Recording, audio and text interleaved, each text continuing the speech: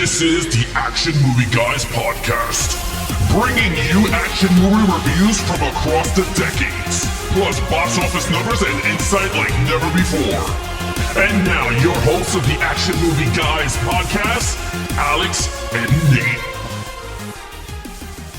What's up, everyone? Welcome to episode number 56 of the Action Movie Guys podcast. I'm your host, Nate, and that's my co-host, Alex Figueroa.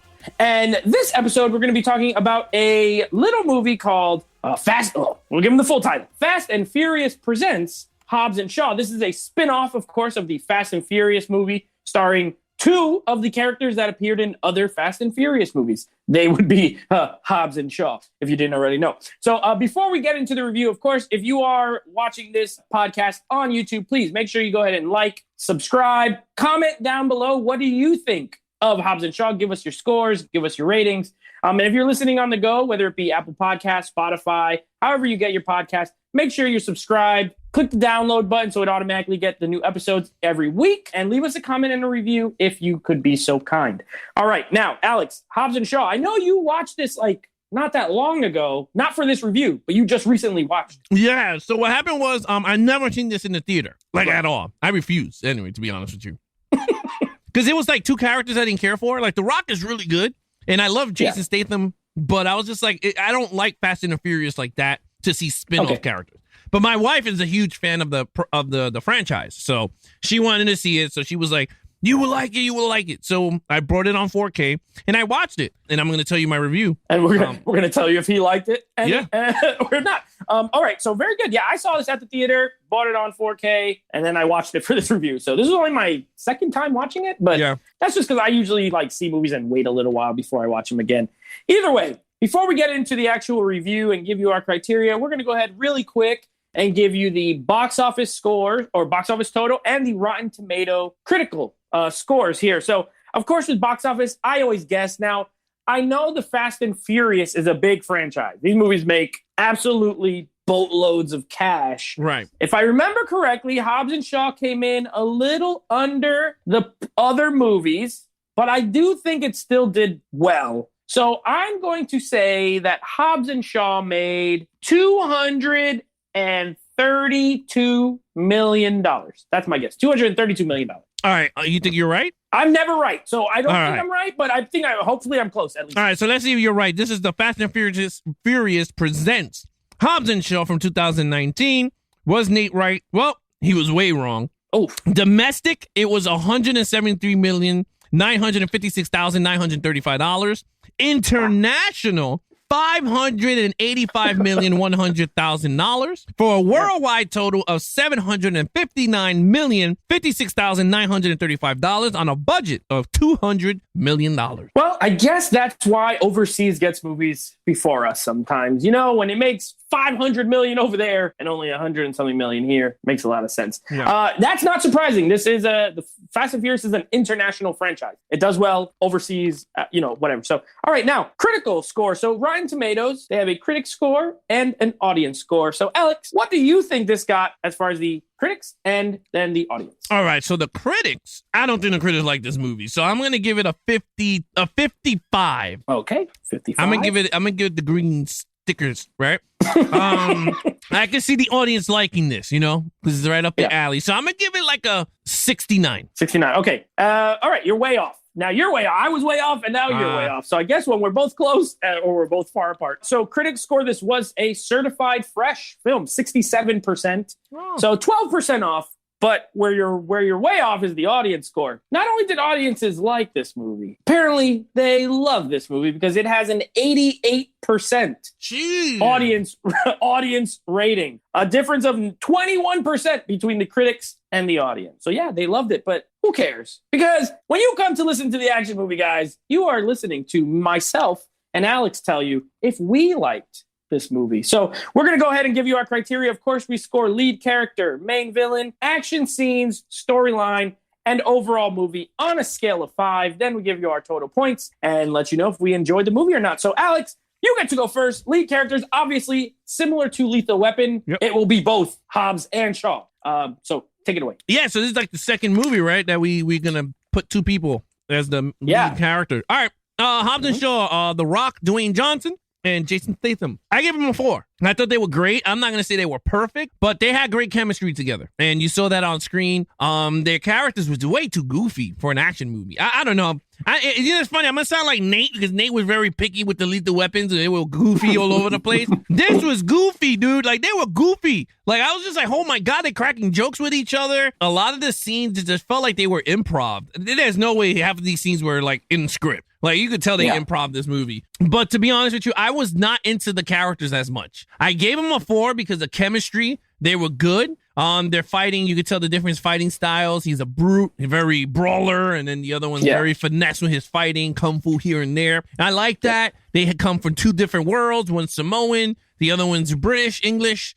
So I like it. Thief, cop, join forces. You know what it is? I'm not into the whole comedy, like action. Like, I like action movies with a little bit of comedy, but not too far-fetched comedy that is just joking all over because then it takes away from the action movie. You know what you understand what I'm saying? For me, I'm not saying for other people. I'm just saying for me, when the comedy overweighs the action, I'm already like, this is not going to go well for my book. But that's just me. I gave it a 4 though for lead character. So I actually have the same exact score as you. I have a 4 as well. Okay. Now I'll tell you though, my reasoning's a little different. So that's cool. We came to the same score, little different reasoning. For me, I actually am a big fan of the Fast and Furious franchise. The reason I take off a little bit is because both of these characters in the Fast and Furious movies are different than they are in this movie. You know what I mean? Like Hobbs, even though there's some humor in those movies, with some of his dialogue, he's like a very serious character. He's a no nonsense,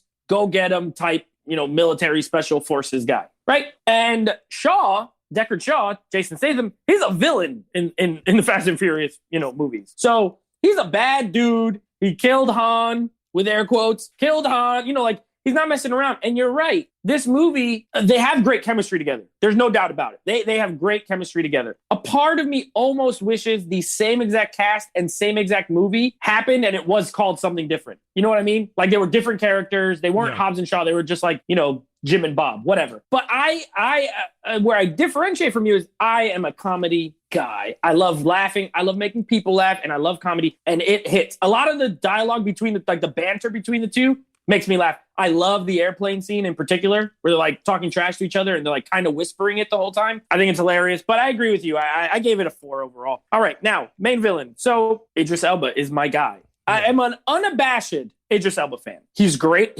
Not only is he a great actor, okay, because he is a legitimately great actor, he's also possibly the coolest man on earth. Okay, if you read about Idris Elba, this guy does everything. He's a rapper, a reggae singer, a DJ, a race car driver. He did like bare knuckle boxing. He's an actor. He's everything. I absolutely love him as a person. And to get him to play a villain, love it. I loved him in this movie. I think this movie's very over the top. It must be said. I know we haven't gotten to story and overall yet, but this movie's super over the top. Okay, even more so than maybe the Fast and Furious movies. Like it's an action comedy and it's got a lot of like futuristic technology and stuff. You know what it reminded me of? Remember the G.I. Joe movie?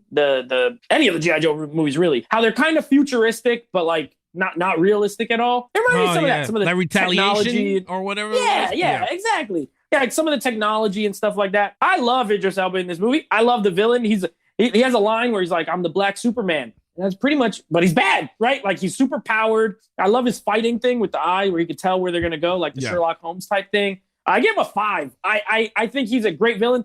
He fights 2 guys and is able to stand with 2 guys fighting at the same time. If that's not a formidable villain, I don't know what it is. So yeah, I loved him in this. So there's a second movie I think I seen him as a villain. The first time I seen him was in Star Trek Beyond. He was the villain and he was amazing. I mean, I'm a big Star Trek fan, so I love that movie. Agree. I hope we cover it in one of the podcasts. That'll be awesome. We got to do it. But him in this movie, he's a well-established actor. And the thing is, like, he reminds me of like Mel Gibson, like how Mel Gibson went from hero to villain and he could just put at either shoe and you're like, holy crap, like Mel Gibson is amazing as a villain. Like even in Expendables 3, he was the best actor in the entire cast, to be really honest with you, in that whole movie. And that's how I felt like with Ezra Alba in this movie. He was great with his line delivery. He was great with the fighting. I wasn't too crazy with the whole, like, his nanobots or whatever the technology hell. stuff, The technology thing. It was okay, but it's just like you said. It's just like every other spy movie, right? Like, they're always a villain that has some type of gadgets on him. But I agree with you. I give him a 5 because I'm like, he's a great actor. He was very believable, and there was like no dull moments with him, like even on screen. Like you going, you know what? It's boring. Like no, like when he's on screen, he commanded it. Like just like that's how you want your villains. You want your villains to command it more than the heroes towards the end, right? When the heroes come to save the day, that's when they come to light.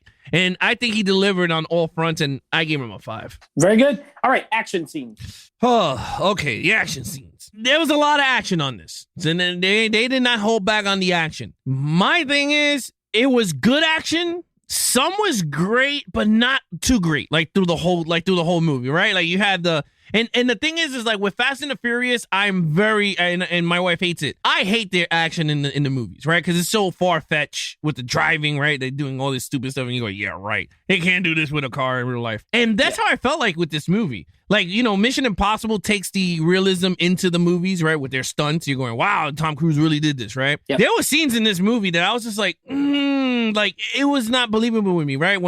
And then the whole perfect scene was when Jason Statham goes into the elevator and The Rock throws out the window and he's grabbing.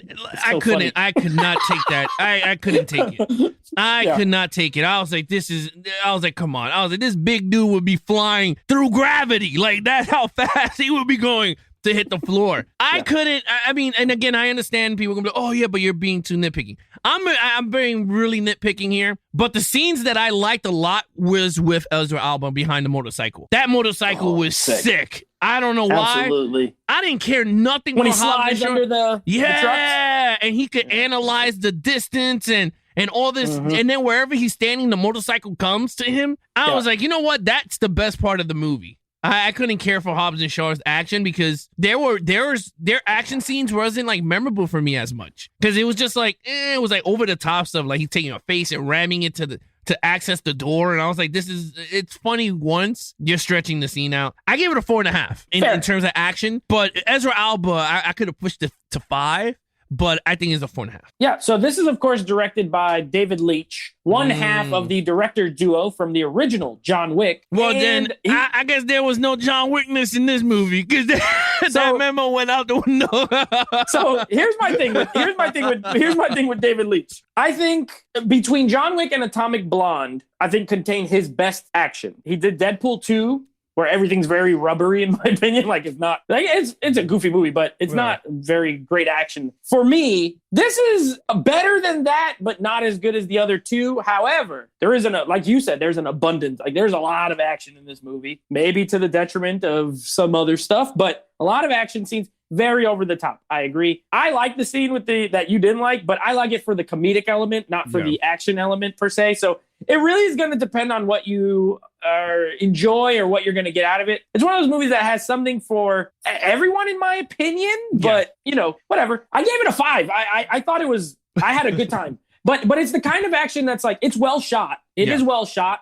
Especially the scene. Remember the scene where the sister comes and they're breaking out of that facility and it turns into like. She's running on the thing, and then it's a car chase, and like it's well filmed. David Leitch knows how to shoot an action scene, and they use CGI, but they also use a lot of stunt work and practical, which I like personally. So I gave it a 5, but I also found it's more so like the entertaining type action as opposed to the gritty, realistic. It's not suspenseful at all. You know what I mean? Because it's so over the top. But they give you a little bit of everything. There's car chase, there's hand to hand, there's gunplay, So, you know, we were both pretty close. But yeah, there's a lot of action, at least. I do agree with you on everything you said. But one thing that's making me wonder, right? Because David Leitch is one half of the John Wick director group, right? Because you got Chad Karinsky. I was just saying Chad Stahelski. Right, yeah. Chad. I'll just call him Chad, right? Chad. Yeah. Is it me?